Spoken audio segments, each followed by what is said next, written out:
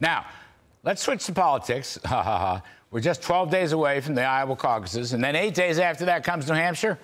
Right here, this moment, we have Deroy Murdock, senior fellow at the American Spectator and a Fox News contributor and a contributor at the Daily Caller. And we have Joe Concha, media and politics columnist at The Messenger and a Fox News contributor. Gentlemen, welcome. I just want to go back. Maybe this is a reach, but I'm not sure. Donald Trump wants to label Joe Biden and the Democrats as the fringe party, extremists. And I wondered, Deroy, start with you on this.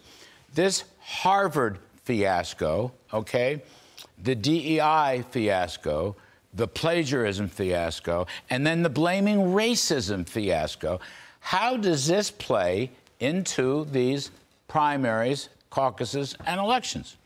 I'd say probably indirectly. I don't think it has a direct impact, but it just underscores the whole idea that we're not dealing with the Hubert Humphrey Democrats or the Walter Mondale Democrats or even the Bill Clinton Democrats. I dare say that Joe Biden, I never thought I'd say this before, but Joe Biden makes Barack Obama look like Gerald Ford. I mean, it's how far left he's gotten. And it's not just, gee, let's spend some money on the poor and help out with some poverty programs, what have you, but it's, you know, you can't have a gas stove and everything's racist, and it's all this endless clash between the oppressors and the oppressed, and the Harvard situation plays right into that. So I think that's in the background a bit, but it just reminds people that the Democrat left is not your father's and your mother's Democrat Party anymore. But Joe Concha, you know what? These are DEI Democrats. They are stuck with that. And I think it's extraordinary. You're right, it's indirect with respect to Claudine Gay and Harvard. But it's not indirect, because there's the whole problem, wrecking a great university because of this social justice woke DEI crap. And it's not just confined to Harvard, right? It's at almost every elite school around. I mean, yes, they had the cut and paste president in Claudine Gay, and now she's no longer president, but she still gets to keep her job, by the way, as a professor. You know what she's going to earn this year? $900,000. Nice. So you wonder why Harvard costs $8,000 a year? That could be a reason. It could be tax-free. You think? I don't know. I'd like to check whether it's tax-free or not. Certainly tax subsidized. I mean, we're putting a lot of money as taxpayers into Harvard for research and whatnot. A lot of our money's tied up in there. I just want to go back to this. I'm like a puppy dog biting at your ankles, because I think Donald Trump is going to make big hay out of this.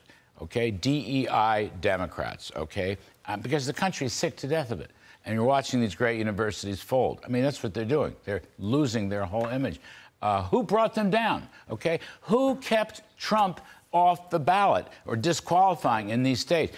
Biden talks about democracy. How democratic is that? Is the White House calling the shots on these, you know, dummy states? They may hedge, but essentially trying to keep them off the ballot, Deroy. You see, one thing leads to another. Fringe, crazy, woke. And the Democrat, you know, Biden gets up, oh, you know, Trump's such a threat to democracy, but it's not Republicans taking Biden off the ballot. Who's doing this stuff? At any point, Joe Biden can give a speech and say, look, this is crazy, stop. You know, I want to run against Donald J. Trump and beat him at the polls, keep him on the ballot. He could get up and give a speech, and these secretaries of state and judges, et cetera, I think would stand down. But the same people yelling about democracy are saying, well, democracy means you can't vote for or against Donald J. Trump, so let's yank him off the ballot. It's not Republicans doing it, it's Democrats doing this. It's got to be a two-part message. DEI Democrats, yes, but then on the other side, what are you offering as the Republican nominee? And that is common sense conservatism. Right. And common sense is simple. We're $34 trillion in debt. We shouldn't spend so much. We have a border that's wide open. As you said, 300,000 people coming across it in December. We don't know how many of those are on the terror watch list, for example, right? Crime in American cities driving people out of San Francisco, Chicago, Illinois to places like Florida, Tennessee, and Texas because the laws on the books are not being enforced. We have education scores at a 30-year low. I could go on, but all he has to do is make a common sense argument and stay disciplined. $3 trillion in new regulations, most of which affect small business, which used to be the engine of growth. So you're right. It's common sense. But that's why he's ahead. Now, look, where's Nikki Haley on this? Where's she on the border? Now, there's a whole thing up. Where's she on fiscal policy? In South Carolina, everyone's reporting this now. I'm just going to repeat the reporting. She raised the gasoline tax and she raised the sales tax, which, of course, hurts middle and lower income people the most.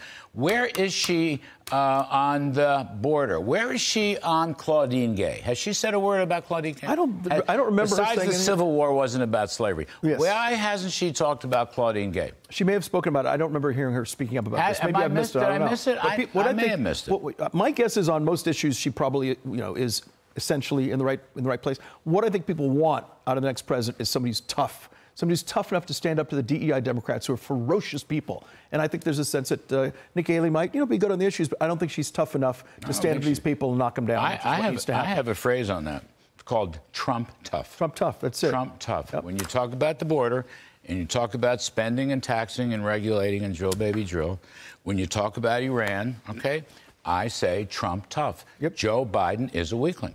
I mean, it's a key. Besides DEI Democrats and all that stuff, Joe Concha, I know there's no perfection in political candidates. I get that. But I'm just saying Trump tough.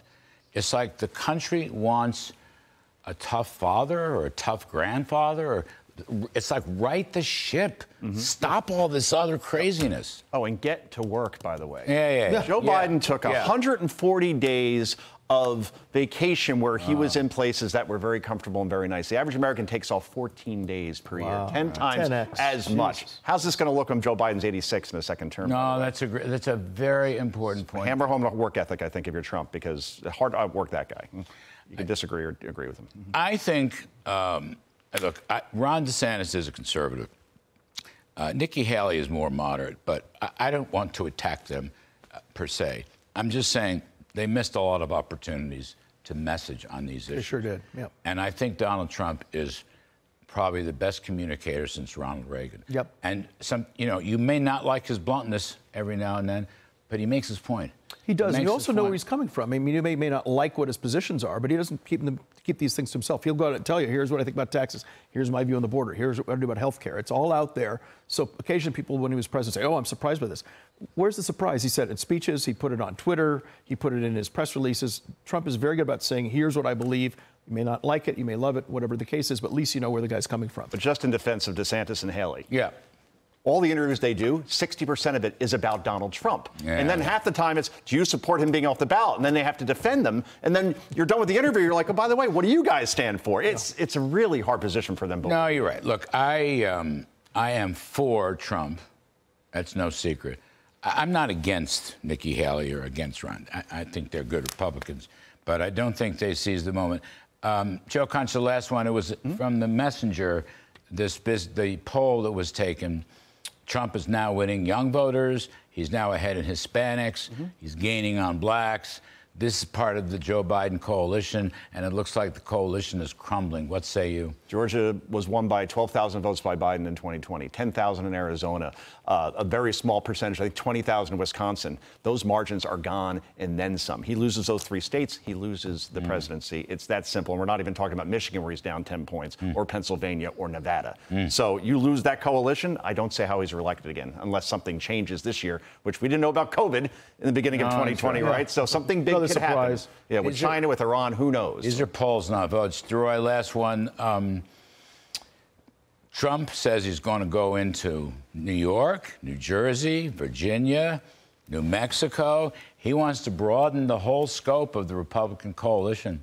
Yeah, that's pretty good. Interesting. Yeah, well, and I think he ought to be going into speaking to black audiences. It could be in New Jersey, it could be New York, Pennsylvania, about why his ideas are good. He wants to speak in the Bronx. Yeah, that's fantastic. I mean, it's very cool. He ought to be going to synagogues in Michigan and Wisconsin, saying, here's why, here's what I did as president, here's why it was so good for Israel, and by the way, who are the people who are kind of soft on genocide? Well, it happens to be the left-wing president of Harvard, left-wing president of UPenn and MIT, and it's the Democrats who are really making life miserable for Israel, not the Republicans. Ronald Reagan went to Harlem once. Yep.